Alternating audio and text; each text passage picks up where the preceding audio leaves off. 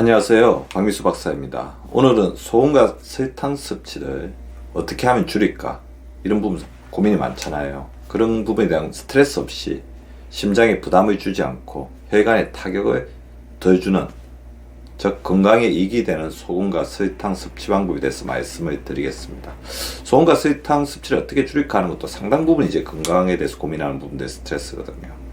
하지만 이 고민은 계속돼야 됩니다. 심장과 혈관을 건강하게 유지하는 것은 건강의 근본을 지키는 일이라고 할 수가 있거든요.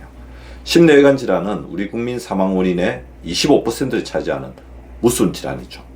심근경색, 협심증 등의 심장 질환과 뇌경색, 뇌출혈 같은 뇌혈관 질환, 고혈압, 당뇨, 고지혈증 등을 포함합니다. 하지만 혈관과 심장을 건강하게 유지하기 위해서는 생활 속에서 적정량의 소금과 설탕을 반드시 섭취해야 합니다. 심장과 혈관을 지키는 데 있어 영양 섭취의 중요성은 절대적이고, 그 중에서도 소금과 설탕을 가지도 않게, 그렇다고 너무 모자라지도 않게 현명하게 섭취하는 것은 결정적인 역할을 한다고 여겨집니다. 자, 소금을 너무 적게 섭취하게 되면 전해질 균형에 문제가 생길 수 있고요. 또 설탕을 너무 피하면 스트레스가 쌓일 수 있습니다. 소금과 설탕은 우리 생활과 음식 곳곳에 들어있어서 이를 신경 쓰다 보면 신경증에 걸릴 지경이죠. 자연스럽게 소금과 설탕을 적정량 섭취하는 생활 원칙을 오늘 소개시켜드릴 예정이니 이 중 몇 가지라도 실천해 주시기 바랍니다. 이미 철저한 저염식이나 저당식을 실천하고 계신 분들은 이 영상을 넘기셔도 됩니다. 짠맛과 단맛에 기다려진 입맛을 바꾸어야 혈관과 심장을 지킬 수 있습니다. 음식을 짜게 먹게 되면 우리 몸이 보상 욕구에 시달리게 됩니다. 물만 마시면 좋겠지만 이때 생기는 갈증을 배고픔으로 착각하게 되거든요. 그래서 음식을 먹는 경우가 많아집니다. 어떻게 보면 가식이나 폭식의 주범이 짠 음식을 먼저 먹는 거죠. 지나친 고염식은 장기에 직접적인 타격을 주며 결국 고혈압을 유발할 수가 있습니다. 한국인의 고혈압에 의한 뇌출혈 발병률과 사망률이 높은 이유 중 하나도 과도한 소금 섭취 때문입니다. 식약처의 발표에 따르면 한국인의 하루 평균 나트륨 섭취량은 여전히 세계보건기구의 권고량인 하루 2000mg, 즉 소금으로 함상했을 때 5g에 비해 약 1.6배 높습니다. 짠 입맛에서 벗어나 싱거운 입맛으로 바꾸는 것은 혈관과 심장 건강은 물론 전체 건강 수준을 높이는 데 매우 중요합니다. 고혈압과 뇌심혈관 질환을 예방하기 위해 짠 입맛을 싱겁게 만드는 식사 원칙은 다음과 같습니다. 잘 들어주시기 바랍니다. 첫 번째, 국물 섭취를 줄여주시기 바랍니다. 국물엔 다량의 소금이 녹아 있습니다. 건더기만 드시고 국물을 남기는 것이 좋습니다. 젓가락을 사용하게 되면 자연스럽게 국물 섭취를 줄일 수 있죠. 자, 그릇을 들고 마시지 않는 이상은 소금 섭취량을 많이 줄일 수 있습니다. 두 번째, 외식과 패스트푸드 섭취를 줄여주세요. 외식을 해야 할 경우 자주 가는 단골집에서 싱겁게 조리해달라고 부탁을 하시고요. 단골 식당에서는 싱겁게 조리해도 맛있게 요리하는 방법을 잘 알고 있으니까요. 간식류 및 패스트푸드 섭취도 줄여주시기 바랍니다.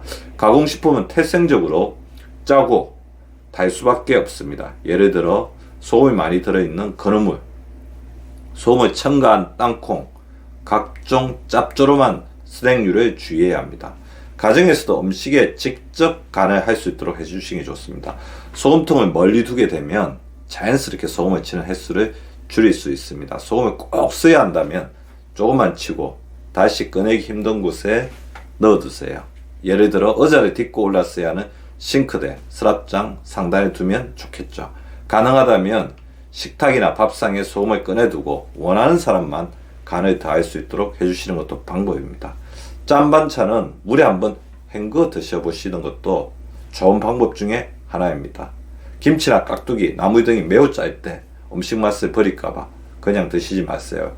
이렇게 음식을 물에 헹궈 드시는 것은 본인의 건강에 대한 예의임을 잊지 마세요. 실제로 짜게 먹는 것보다 더 큰 문제는 단 음식을 섭취하는 것입니다. 설탕을 음식에 넣는 일이 일상화되어 있어서 단맛이 첨가되었다는 사실을 잊기가 쉽습니다. 설탕이나 각종 감미료, 그리고 단맛이 나는 정제 탄수화물은 혈관의 노화와 염증을 촉진하고 비만의 주범이 됩니다.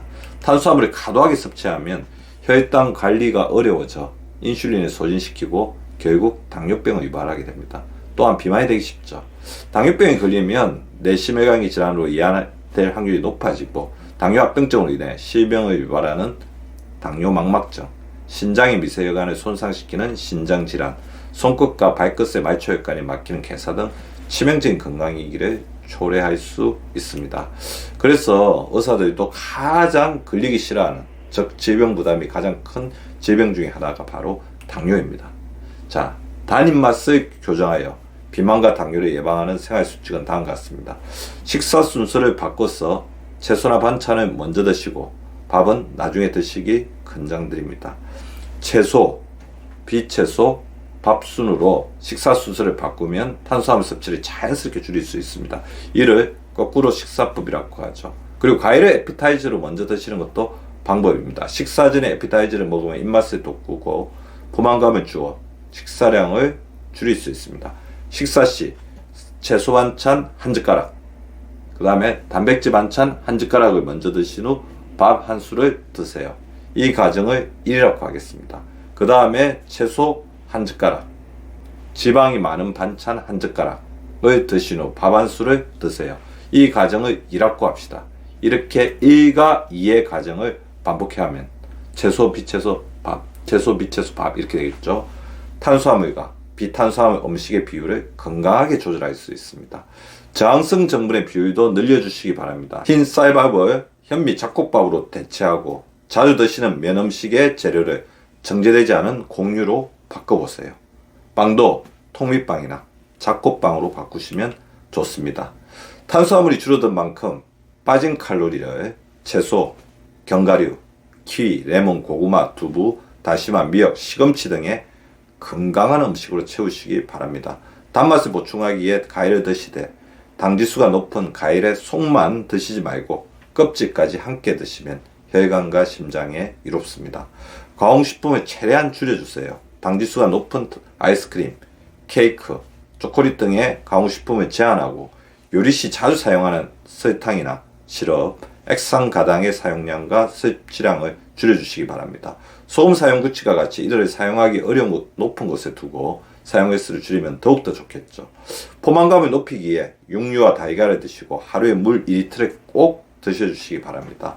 운동은 너무 심하게 하지 않아서 허기가 느껴지지 않을 정도로 적당히 유지하시기를 권장드립니다.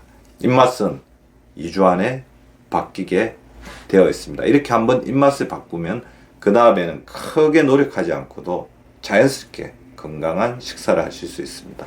오늘은 소금과 설탕 섭취를 어떻게 하면 줄일까? 큰 스트레스 없이 심장에 부담을 주지 않고 혈관에 타격을 덜 주는 건강에 이익이 되는 소금과 설탕 섭취 방법에 대해 말씀을 드렸습니다. 모쪼록 현명한 소금과 설탕 섭취로 혈관 건강 부자 되시는 구독자분들 되시기를 진심으로 기원합니다.